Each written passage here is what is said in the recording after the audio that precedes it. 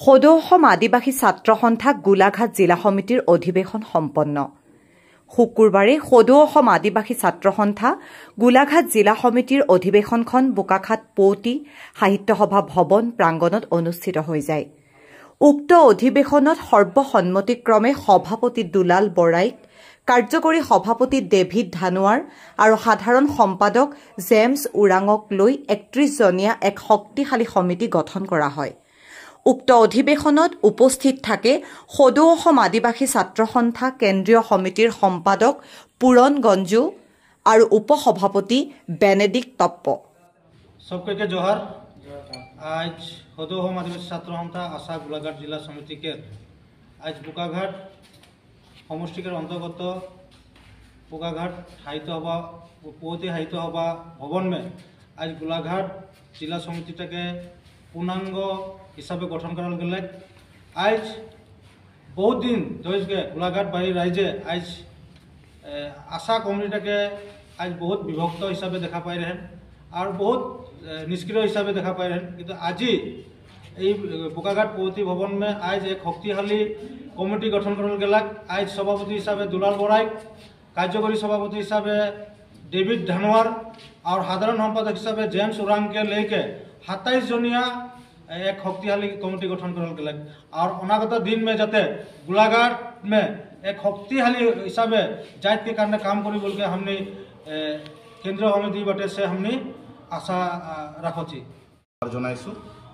सदौ অসম आदिवासी छात्र सन्था केंद्रीय समितिर निर्देश मर्मे जुआ माहर 24 तारिखे बेलतलात जी कार्यनिर्वाहक सभा हो जाए और ये कार्यनिर्वाहक सभात केंद्रीय समिति सिद्धांत लय जे नगाँव गोलाघाट और डिब्रुगढ़ जिलात अति सोनकाले ये नवेम्बर माहते अधिवेशन हब लगे। সেই निर्देश मर्मे गोलाघाटत एटी कार्यनिर्वाहक सभा हो जाए और गोलाघाट जिला मैत्री संघत सिद्धांत लोৱা हल प्रस्ताव लोৱা हल जे अति शीघ्रे गोलाघाट जिलाखन पुरांगन कमिटी गठन करिब लागे। সেই मर्मे आमी बोकाघाट पुरोहित साहित्य सभा भवनत আজি आमार बोकाघाट समष्टि, गोलाघाट समष्टि, कुमटाई समष्टि, सरुपथार समष्टि सकलो फालेदी आमार कर्मकर्ताबिलाक आही आमी 8टाके आंचलिक मिली আজি जिला समितिखन गठन करिलु। और ये जिला समितिखन जातिर स्वार्थ ST माटिर पाटा आमार साश्रमिकर दैनिक मजुरी और बॉर्डर सीमा समस्याक लई मात मातिब बुली आमी आशाबादी। और आमी देखिছোঁ जे जोवाकाली অসম सरकारे आमार अति श्रद्धार सम्मानीय डॉक्टर हिमंत विश्व शर्माय आदिवासी छात्र सन्था और অসম চাহ মজদুৰ সংঘ, চাহ জনজাতি ছাত্ৰ সন্থা আৰু বিচিমেছক মাতিছিলে। কিন্তু আমি দেখিলোঁ যে আমি নিজববীয়াকৈ 6 জনগোষ্ঠীক নাথাকি আদিবাসী ছাত্ৰ সন্থাই নিজববীয়াকৈ দাবীসমূহ পালন কৰিছে। আৰু আমাক চৰকাৰখনে আদিবাসী হিচাপে যিহেতু যেনেধৰণে মাতিব লাগিছিলে এই ধৰণে আমি চিঠি নোপোৱা দেখি আমি যোৱাকালি আমি এই মিটিঙত উপস্থিত নহওঁ।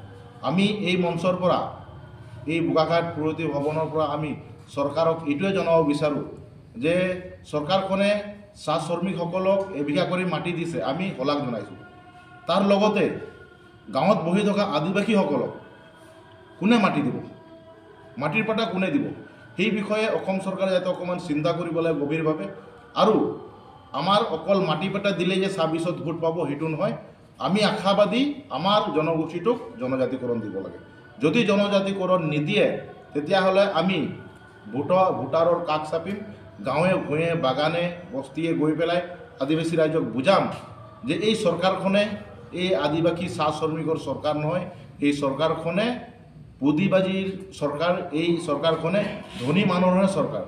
কাৰণ হিমন্ত বিশ্ব শৰ্মা নিজে কৈছিলে তিনিচুকীয়া বৰডুমচা মহাসভাত যে আদিবাসীসকলৰ জনজাতিকৰণ 90% হৈ গ'ল।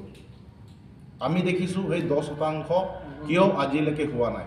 গতিকে আমি চৰকাৰখনক ক'ব বিচাৰোঁ যে আদিবাসীসকলক যদি সঁচা স্বাৰ্থতেই আপুনি যদি ভাল পায়, আপুনি ভোট লয় আৰু লৈ থাকিব বা আদিবাসীসকলে দিব, তেতিয়াহ'লে আদিবাসীসকলৰ জনজাতিকৰণ প্ৰদান কৰক।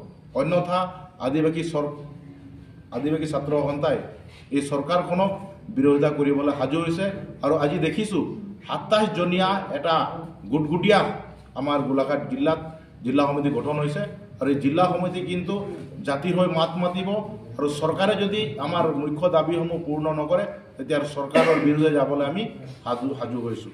জোহার, জয় আশা, জয় আদিবাসী। আদিবাসী ছাত্র সন্থা জিন্দাবাদ জিন্দাবাদ জিন্দাবাদ। অসম আদিবাসী ছাত্র সন্থা জিন্দাবাদ জিন্দাবাদ জিন্দাবাদ। অসম আদিবাসী ছাত্র সন্থা জিন্দাবাদ জিন্দাবাদ জিন্দাবাদ। News desk report, NE express.